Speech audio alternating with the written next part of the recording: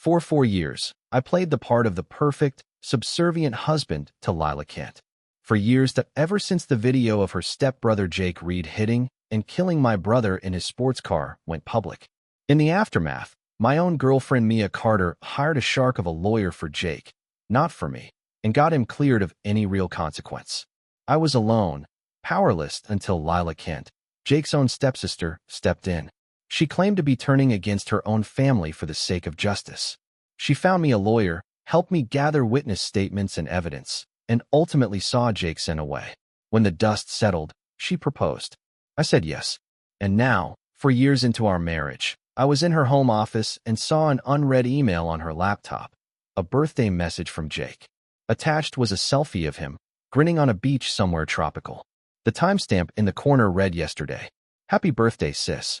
It's been 4 years since I got Liam. Blake's brother's heart.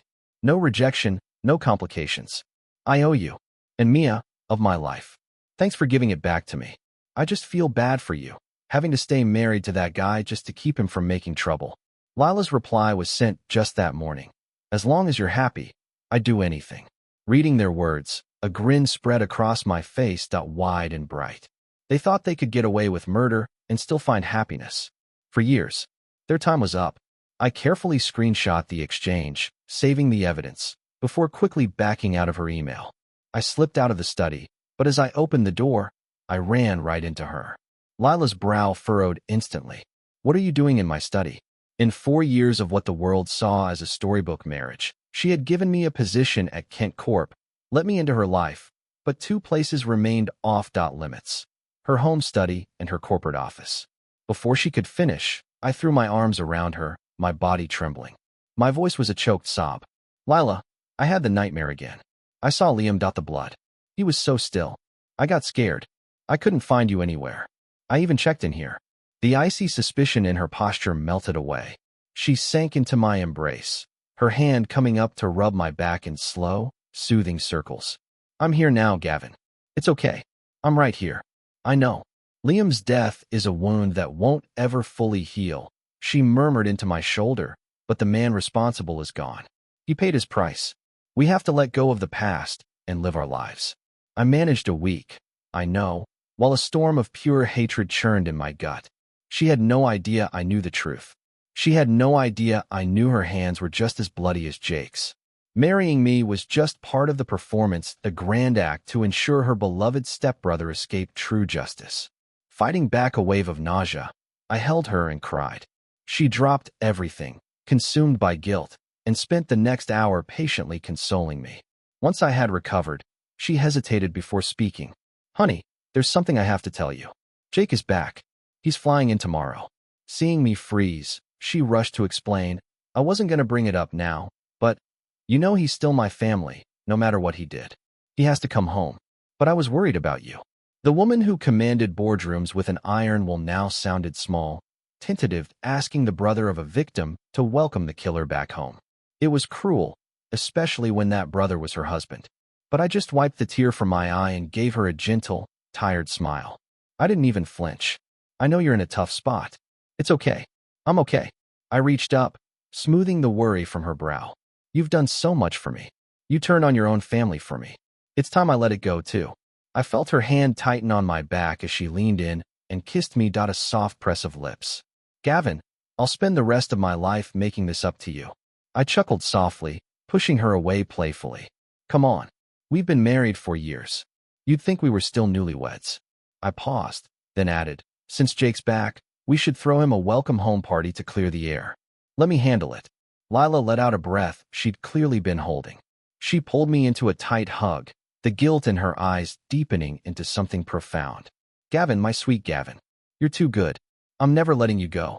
I wrapped my arms around her shoulders, a bitter, ironic smile on my face that she couldn't see. Is that so? Well, then you're about to find out just how good I can be. For 4 years, I was more than just the respected, adored son-in-law of the Kent family. I was a key player at Kent Corp, let into her life. But 2 places remained off limits: her home study and her corporate office. The night of the party, the cream of New York's high society filled the grand ballroom of the Kent Tower.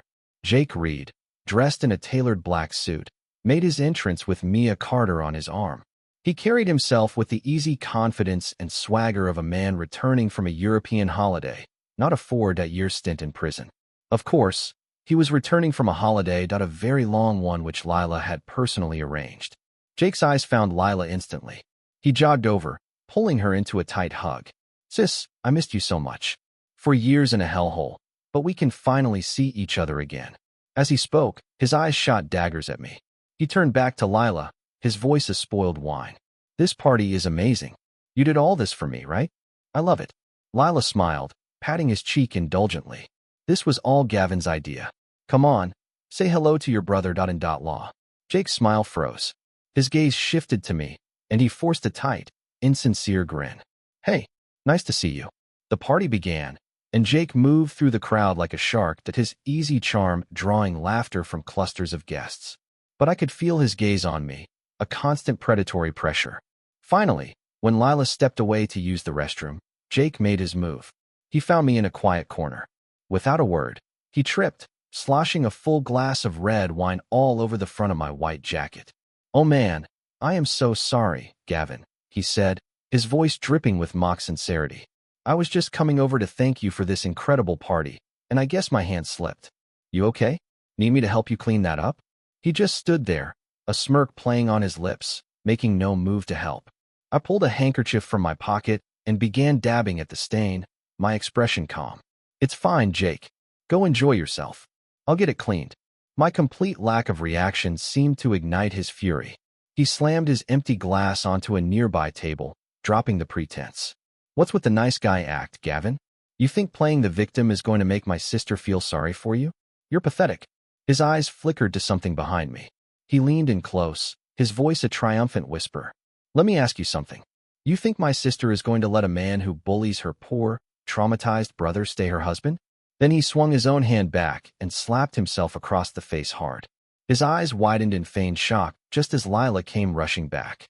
She immediately ran to Jake's side, shielding him as he stumbled back. "Jake, what happened?"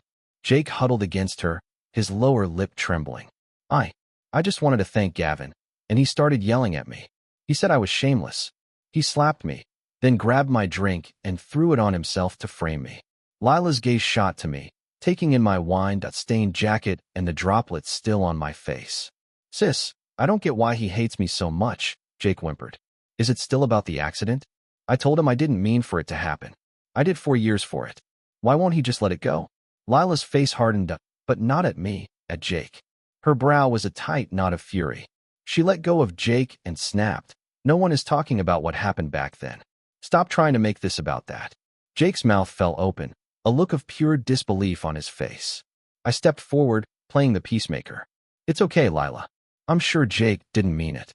It's supposed to be a happy occasion. Let's not ruin it over something so small." But Lila's expression remained grim. She grabbed Jake's arm and dragged him away. The onlookers dispersed, and the party hummed back to life. I slipped away and followed them. In a secluded corner of the mezzanine, Jake finally ripped his arm from Lila's grasp. "What the hell, Lila? Why are you taking his side against me? He's an outsider." Seeing Jake's wounded expression, Lila sighed, her tone softening. "We both know what really happened, Jake. Gavin has been through enough. Just leave him alone for my sake." Jake's eyes widened. "What are you talking about? Don't tell me you're actually starting to see him as your husband? You only married him to help me get away with it." "That was the deal," he hissed. "It's been years. I did my fake time. It's time to get rid of him." Lila shook her head. "We owe him. I've already decided. I'm going to spend the rest of my life making it up to him." But as she turned to leave, Jake wrapped his arms around her waist from behind. "I don't believe you, Lila. It's me you love, right? We're not even related by blood. I know you love me. Why else would you do all this for me?" His words struck a nerve. Lila froze, her hands trembling. Finally, succumbing to whatever dark desire lived between them, she turned, cupped his face in her hands, and kissed him with a desperate hunger. I quietly stopped the recording on my phone, saved the video, and walked away. When Lila and Jake came back downstairs, the party was winding down. She looked for me, but couldn't find me. It wasn't until she got home that she found me in the back of a dark storage closet, curled into a ball, my head in my hands. She opened the door, and I pretended not to notice, my feigned sobs growing louder. "Gavin, She rushed to my side, kneeling to wrap her arms around me. I was looking everywhere for you. What happened? Why are you crying like this? I quickly turned my head, wiping my eyes on my sleeve before forcing a smile. It's nothing. I was just putting some things away and twisted my ankle. I was hiding in here so you wouldn't laugh at me. Lila stared at me, her eyes filled with pity. Gavin, you know your smile is the most heartbreaking when you're lying. I could see right through it. I looked away, unable to meet her gaze. She gently wiped a tear from my cheek. Tell me, why were you hiding in here crying? I bit my lip for a moment, then threw my arms around her neck and let out a raw, broken sob. At the party, Jake mentioned Liam, and I just started thinking, if Liam were still alive, he'd be about Jake's age now, and I'll never get to see him grow up. At the mention of Liam, a flicker of panic crossed Lila's face before it was replaced by overwhelming guilt. She held me tighter, her voice thick with self-reproach. It's all my fault. I was so busy with the party, I wasn't paying attention to how you were feeling. Tell me, honey, what can I do to make you feel better? I let my eyes fall, shaking my head. You don't have to do anything. Just let me see you more. That's all I need. I looked up at her, my eyes pleading. Lila, can I come to your office sometimes? I keep having these nightmares that you're going to leave me. Maybe if we could just have lunch together or talk more, they'll stop. She hesitated, her brow creasing. She had always kept me away from her office. It was her fortress, full of secrets she didn't want me to know. I pulled my arms back, affecting a casual tone. It's okay if you're too busy. Forget I said anything. There you go, lying again. She tapped my forehead gently, a soft smile on her face. Of course you can. It's a small request. I can certainly do that for you. My face lit up with genuine, looking delight. I leaned in and kissed her on the cheek. You're the best, Lila. The surprise on her face was real, a spark of hope igniting in her eyes. She pulled me into a hug, and I let my head rest against her neck. For a split second, I almost couldn't hide the loathing in my eyes. For the next 2 weeks, I became a regular presence in Lila's office. I brought homemade lunches, and we'd eat at her desk. Then, I'd wait for her to finish work so we could drive home together. Jake, who had been given a token position at Kent Corp, was displeased. He'd make snide remarks and try to undermine me whenever he saw me with Lila. But after she reprimanded him a few times, he backed off. One afternoon, while waiting for Lila to finish a call, I ran into Jake outside the break room. He was in a foul mood, and his eyes narrowed, ready to launch a verbal attack. But before he could speak, we overheard voices from inside. Mr. Carter and Miss Kent are together so much now. Have you seen the way she smiles at him? It's so real. They're my favorite power couple. I know, right? He's handsome, he's kind, and he and the boss look perfect together. Not like that other one. Haha, you mean Jake? I can't stand him either. He's supposedly her brother, but everyone can see how he looks at her. It's creepy, seriously. And for what? He has zero ability and a massive ego. He's not fit to shine Gavin Carter's shoes. I watched as Jake's face twisted into a mask of pure fury. He stormed into the break room and hurled his coffee mug against the floor, where it shattered. You pathetic little gossips. He roared. You dare talk about me behind my back? I'll have my sister fire every single one of you. He jabbed a finger in their direction. And you think Gavin Carter is some kind of saint? The only reason my sister married him was for me. As he spoke, his face suddenly contorted in pain. He clutched his chest, gasping, and sank to his knees. Just then, Lila came running down the hall. She scooped Jake up in her arms without a second thought. As she carried him past me, she was already murmuring urgently, Jake, calm down. Breathe, deep breaths. You can't get this worked up, not with your heart. The moment they were gone, I took the elevator straight to the executive floor, Lila's office. She always had her top assistant, a woman I knew as Miss Taylor, guard the door when she wasn't there. But Jake's little drama had pulled Lila away, and Ms. Taylor was off on a scheduled errand. The door was unlocked, and I slipped inside. In her haste, Lila had left her computer unlocked. I quickly found traces of Jake everywhere. Folders of photos, vacation pictures from the years he was supposedly in prison, but was actually traveling the world with her. I almost had to laugh at the twisted sincerity of it all. My eyes landed on a folder. The name was generic, but it was flagged with the highest level of security encryption. A voice in my head told me, this is it. I knew that 3 incorrect password attempts would trigger a silent alarm to security. My heart pounded, and with trembling fingers, I typed in Jake's birthday. Access denied. I tried my own birthday. Access denied. A string of numbers flashed in my mind, the date. I carefully typed it in. As my cursor hovered over the enter key, I heard a voice from the hallway. "Miss Kent, you're back." It was Ms. Taylor. The words had barely left her mouth when the office door flew open. It was Lila. I ducked into the private adjoining lounge, my back pressed against the door, holding my breath. The alarm hadn't gone off. The password was right, but I had exited the folder in my haste. If she so much as glanced at her desktop, she'd see the recently accessed files. Right now, though, she wasn't thinking about her computer. Through the crack in the door, I saw her frantically tearing through cabinets, her face pale and beaded with sweat. She couldn't find what she was looking for. She turned and strode purposefully towards the lounge, towards me. Cold sweat trickled down my forehead. There was nowhere to hide in here but a small sofa and a desk. Just as her hand reached for the doorknob, another voice stopped her. "Miss Kent, are you looking for this?" It was Ms. Taylor, holding up a portable defibrillator. Lila spun around, snatched it from her hand, and raced out of the office without a backward glance. Even with Jake back, she was prepared. Defibrillators in the office, in her car, at home, always ready for his fragile, stolen heart to give out. A cold smile touched my lips.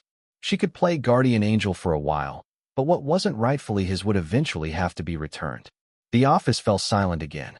Miss Taylor, ever the diligent assistant, had closed the main door after Lila left.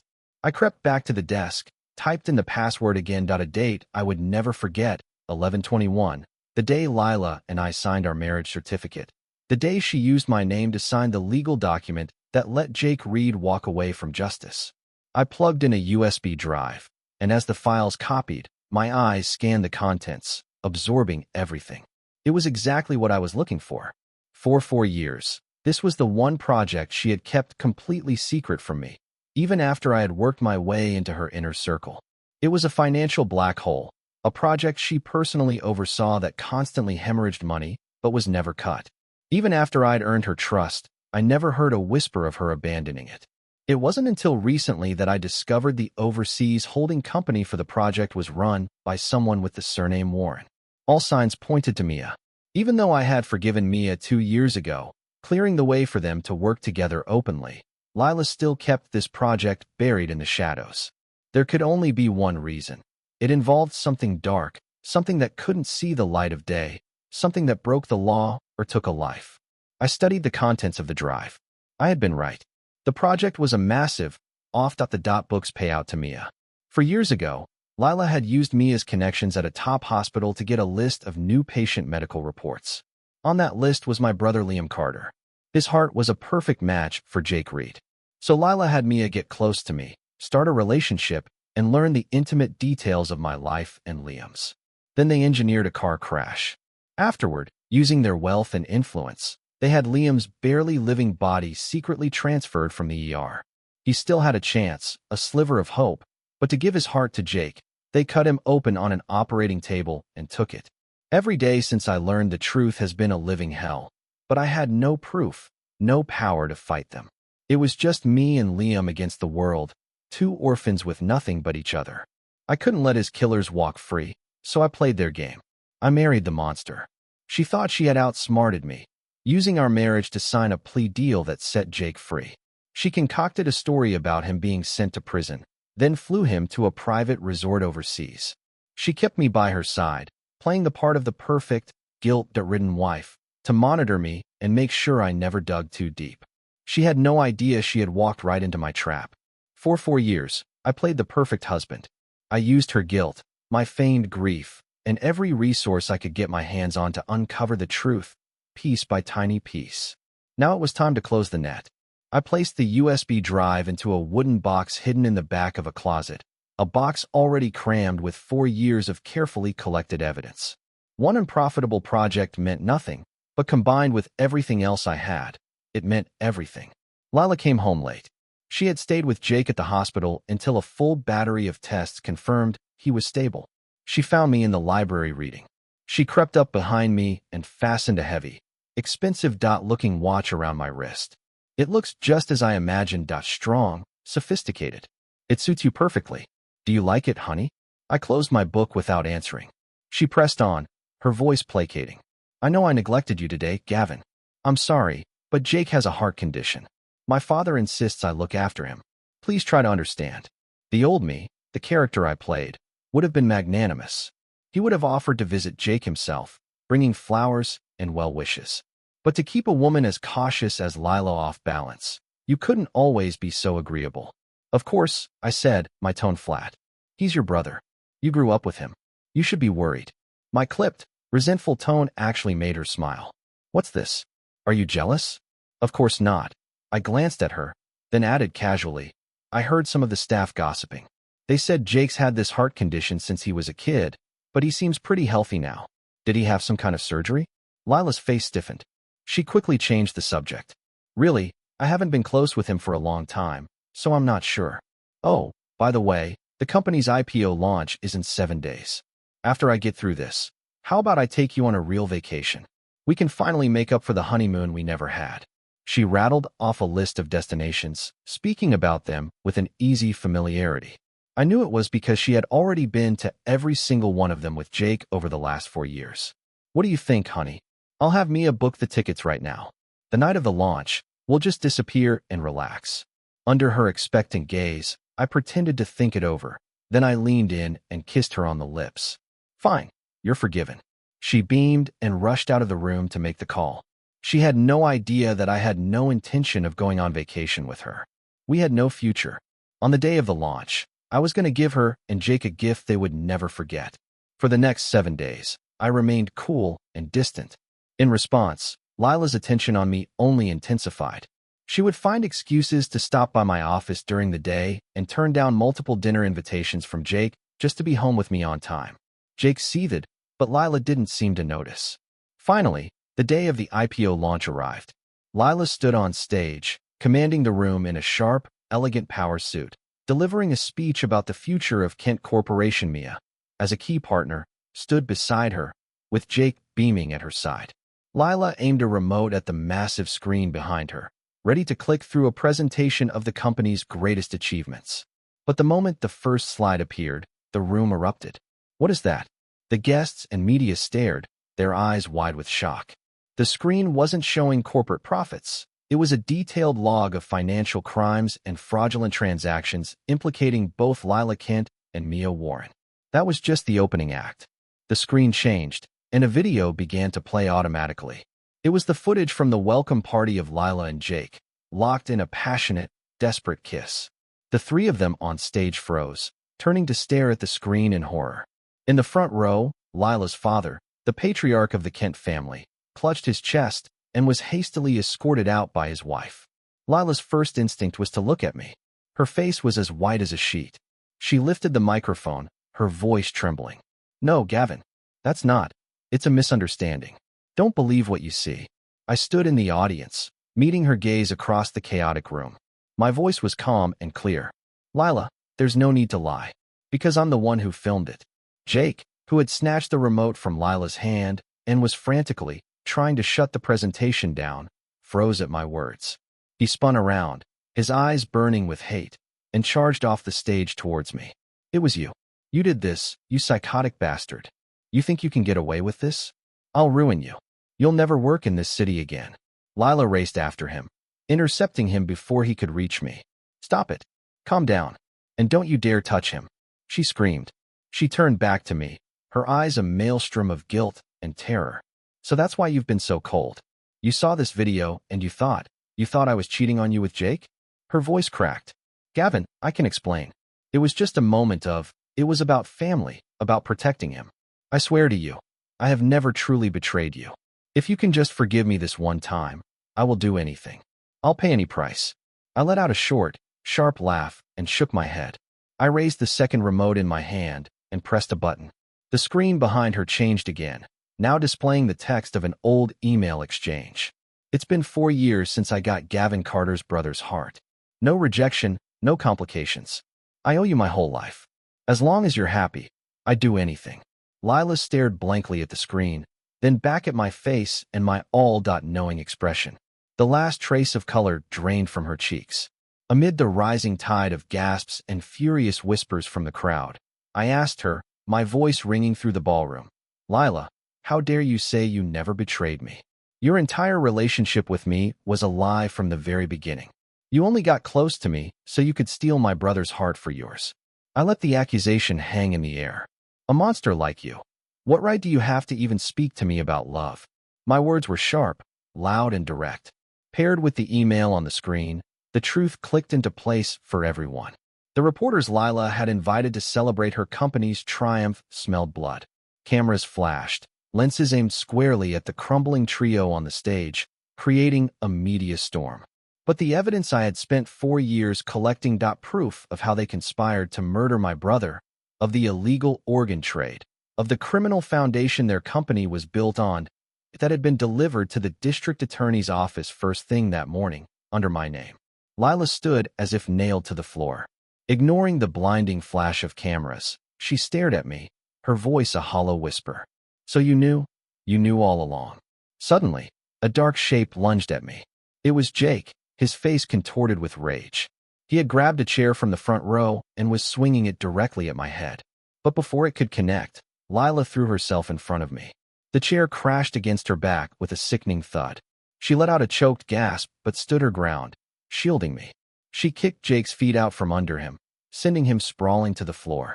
Her eyes were bloodshot, her voice a raw scream. I told you not to touch him. We owe him for what we did. Don't you understand me? She lunged forward, stomping her heel down hard on the hand Jake had used to swing the chair. The act was so fierce, so out of control, that even I was taken aback. In that moment, it was clear that between the two of them, Lila was the truly unhinged one. Jake let out a piercing shriek of pain, scrambling away and crying out to Mia. Mia, help me. She's lost her mind. Do something, Mia. And Mia just stared at him, her expression cold. You went too far, Jake. Lila is right. We owe Gavin. You shouldn't have taken what you got and then tried to hurt him more. When she said the last few words, her voice trembled. She walked towards me, her hands clenched into fists, her gaze fixed on the floor. Gavin, I can't believe you found out. I guess I owe you an apology for what happened back then. I had reasons. My family's business was failing. I had no choice but to do what Lila said. I had to get close to you, betray you, and help them take your brother's life for a heart. For years I told myself I didn't feel guilty. I had everything I ever wanted. I told myself I was just helping Jake get the treatment he needed. But after I left you, I realized the person I really loved wasn't him. Somewhere along the way, I had actually fallen in love with you. She finally looked up, her eyes pleading. So now you've gotten your revenge. You've destroyed our launch, our reputations. Are you satisfied? Can you find it in your heart to forgive me for what I did? I couldn't comprehend the audacity it took to stand there and beg for my forgiveness. A wave of pity washed over me, not for her, but for the pathetic smallness of her world. In the eyes of these spoiled heirs, this public humiliation was the worst form of revenge they could imagine. They thought they could spin this, bury it with lies, and maybe even turn the tables and drag me down with them. They had no idea why I decided to do this. I decided to finish it. The justice they owed me wouldn't come from public opinion. It would come from the law. I said nothing, just gave her a contemptuous smirk. At that moment, the wail of sirens cut through the air. 3 police cruisers screeched to a halt outside. Officers swarmed in, surrounding Lila, Mia, and the whimpering Jake. We received a formal complaint, the lead detective announced. The 3 of you are under suspicion of conspiracy to commit murder, illegal organ trafficking, and multiple counts of corporate fraud. You need to come with us. Mia's composure finally shattered. You called the cops? What evidence could you possibly have? Jake stared at the officers in terror, clutching his chest and hyperventilating, as if he might pass out at any second. Only Lila remained strangely still. After a moment of shock, a look of profound pain settled on her face. Her eyes filled with despair, locked onto mine. I see now. What you showed on the screen, that was just the tip of the iceberg. You knew everything, and you stayed by my side, setting this trap the entire time. Her voice broke. Gavin, tell me. When you married me 4 years ago, it was never about love, was it? It was for this, for today? I met her gaze without flinching. Yes, I said. This is what you owe me and what you owe my brother. My words seemed to drain the last bit of strength from Lila. She offered no resistance as the police led her away in handcuffs. Mia too seemed to accept her fate, the life draining from her eyes as she was escorted out. Only Jake fought, thrashing and screaming obscenities at me even as the police subdued him. "You scheming, backstabbing snake. You'll rot in hell for this, Gavin Carter. You think you've won? I'll get out, and I will kill you. You have no idea who you're dealing with. You worthless, pathetic orphan. You should have died in that crash with your brother. At least his heart was good for something. You're not even worth that." His rant was cut short as someone shoved a dirty rag from a janitor's mop bucket into his mouth. The person holding it was Lila's executive assistant, a quiet woman I'd known for years as Lucy. The foul taste and smell of the rag made Jake gag, tears of rage and disgust streaming down his face. But with his hands cuffed behind his back, he was helpless. After the three of them were loaded into separate police cars and driven away, the crowd of guests and media melted away, leaving the cavernous ballroom silent. Only Lucy and I remained. Her eyes were red-rimmed, and she fought to hold back tears as she stepped forward and pulled me into a fierce hug. "Gavin," she whispered, her voice thick with emotion. "After all these years, we finally did it." "Yeah," I said softly, my gaze distant. "After all these years, Liam can finally rest easy, knowing the people who hurt him are paying for it." My mind drifted back. Lucy wasn't just a random secretary. She was Liam's classmate from college, and like us, she was an orphan. Quiet and withdrawn, she had been a target for bullies at school. The torment had pushed her to the edge, to a day when she stood on the railing of a bridge, ready to jump. It was Liam who pulled her back. He risked his own life to save hers. Afterward, he wrote her letters of encouragement, stood up for her when others put her down, and became her first and only true friend. I never knew if Lucy's feelings for Liam had blossomed into love, but what I did know was that their bond was as strong as family. On Liam's 19th birthday, Lucy had used 3 months of part-time wages to buy him a new laptop. She and I had planned a surprise party for him at our apartment, but he never came home. We waited until after midnight, only to get the call telling us he was dead. "Car accident," they said. Their machine moved quickly. His body was whisked away, and all we were given was a small urn filled with what they claimed were his ashes. We had no power, no recourse. We knew how laughably weak we were against them, but we were also patient. I became Lila Kent's husband. Lucy became her most trusted assistant. We infiltrated her empire, her life, and her circle of trust from 2 different directions. And today, we had finally dismantled the fortress she built around her brother and seized the justice that was 4 years overdue. 2 weeks later, Mia and Jake had confessed to everything. Only Lila remained silent. She refused to say a word, but made one request. She would give a full confession, but only after she saw me one last time. After a few moments of consideration, I agreed. It had only been half a month, but she looked as if she had aged a decade. Her eyes were tired and hollow, but when she saw me through the reinforced glass of the visiting room, a flicker of light returned to them. "Gavin, thank you for coming to see me." Her voice was raspy. "You know, in the 15 days I've been in here, I haven't stopped thinking. I've replayed it all in my head 1,000 different ways. What if I had never done that monstrous thing? What if we had met differently? What if I had realized sooner what was in my own heart and chosen to love you, truly love you? Would things be different now?" She looked down at her cuffed hands on the table. "I took away the only family you had in this world. I know I have no right to ask you for anything." Her eyes lifted to meet mine again. "But there's one question, a question I have to have the answer to, even if it's the last thing I ever know." I said nothing. She stared at me, her voice cracking into a sob. "In the 4 years we were married, even if it was all for revenge, was there ever a moment, a single fleeting instant, when you felt something real for me? Did you ever love me?" She leaned forward, her body trembling with a desperate need to hear the answer. She watched me, her gaze almost pious. I didn't hesitate for a second. "No," my voice was flat, devoid of all emotion. "Lila, every single second I was forced to spend with you made me feel sick." With those words, the last of my patience vanished. I stood up and walked out of the police station, leaving her to stare into the empty space where I had been, her expression finally broken. I had only taken a few steps outside when I heard someone call my name. It was Lila's lawyer, running to catch up to me, out of breath. He handed me an envelope. "Mr. Carter, Miss Kent insisted I give this to you. There's a bank card inside, assets she left for you, and a letter she wrote."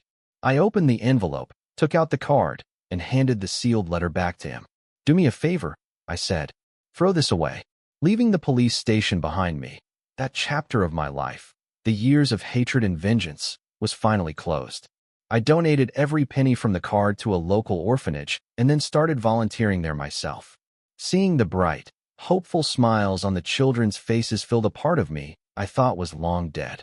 One afternoon, after a game of kickball with the kids, a warm spring breeze swept across the playground and rustled my hair. I closed my eyes. In that moment, I felt like it was Liam reaching out to hug me one last time, as if he were telling me, "It's okay, brother. You can move forward now. Everything is going to be okay."